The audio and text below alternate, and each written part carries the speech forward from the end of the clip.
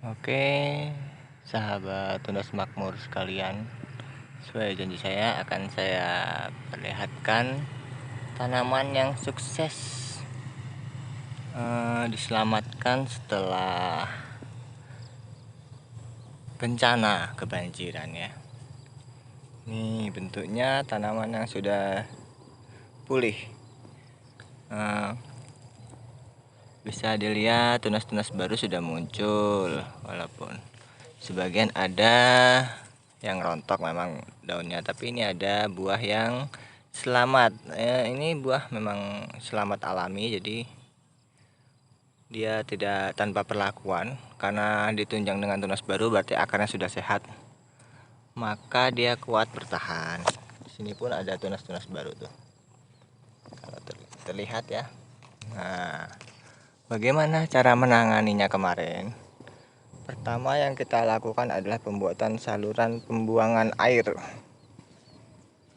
Bisa dilihat di sini, karena ini masih kecil jadi salurannya deket aja ya, sekitar setengah meter lah.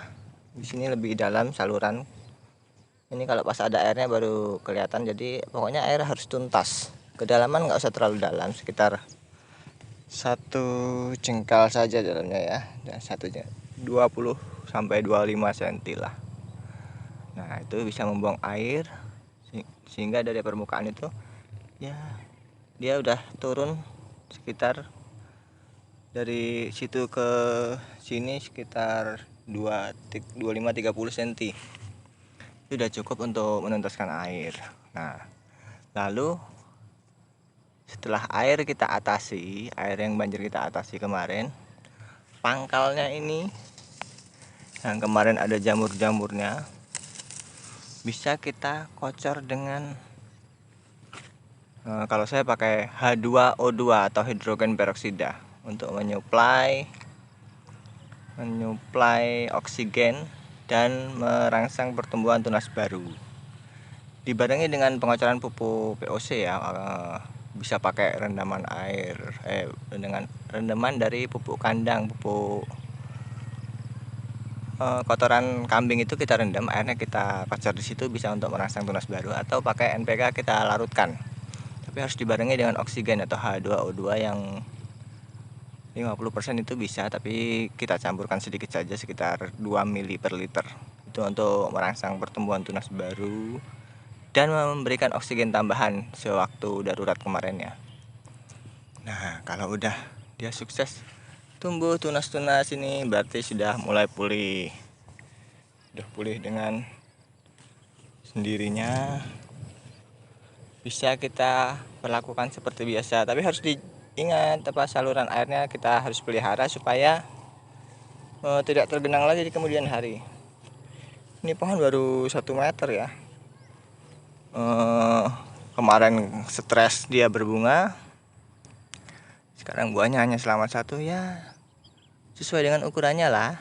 Memang belum bisa berbuah banyak. Kalau kita paksa berbuah banyak, nanti berimbas pada pertumbuhannya nanti dia nggak kuat tunas atau nggak kuat tumbuh lagi atau rusak, habis itu mati. Nah, itu yang harus kita jaga, maka tidak perlu banyak-banyak.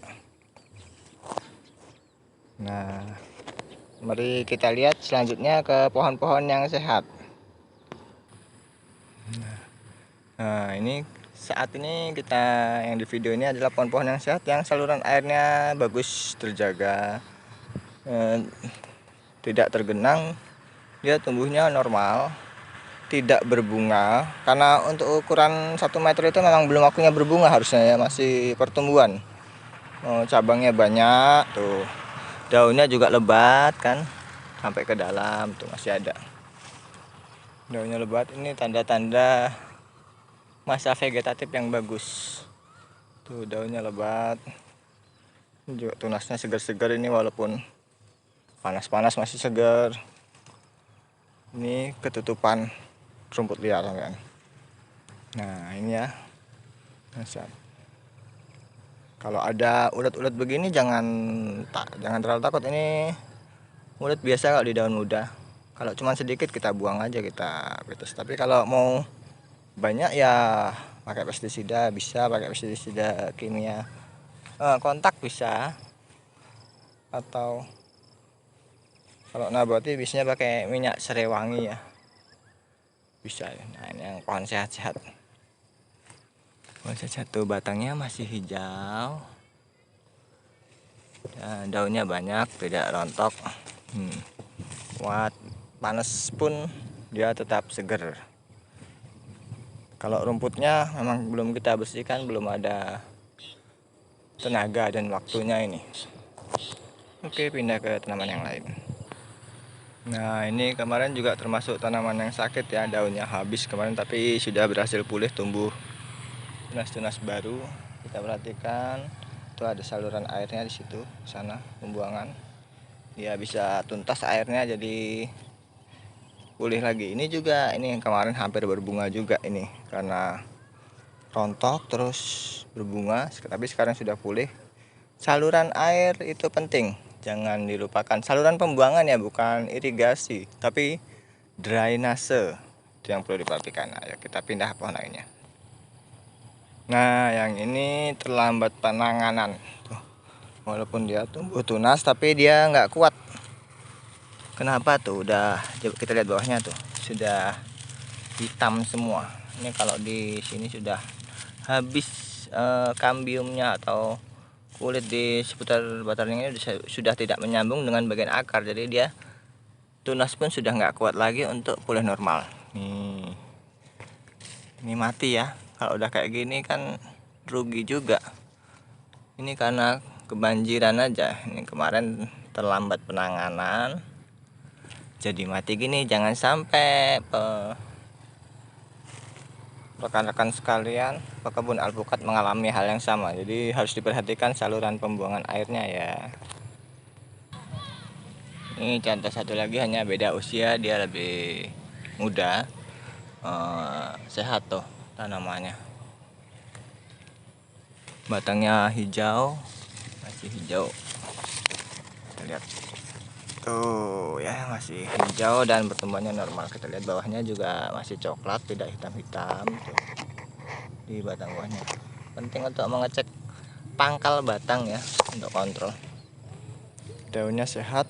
Tanda-tanda daun sehat sih yang harus, walaupun muda harus tetap tegar dia kalau dipanasan. Itu pohon yang sehat. Nah sekian tipsnya. Mungkin ada yang lupaan tadi obatnya apa aja. Yang penting H2O2 untuk membersihkan pangkal batang, bersihkan pangkal batang, dan anti jamur itu salah satu alternatifnya. Lalu kalau yang anti dengan kimia, kita ada produk namanya nanopartikel. Nah, itu bisa dipesan di kita, itu menggunakan bahan organik dan mineral alami. Bisa hubungi nomor kontak yang ada di bawah untuk keterangan lebih lanjut. Kalau yang anti kimia ya, yang pakai anti kimia sintetik, yang mau pakai bahan alami bisa kita jelaskan di video-video lainnya nanti. Oke, terima kasih, sampai jumpa.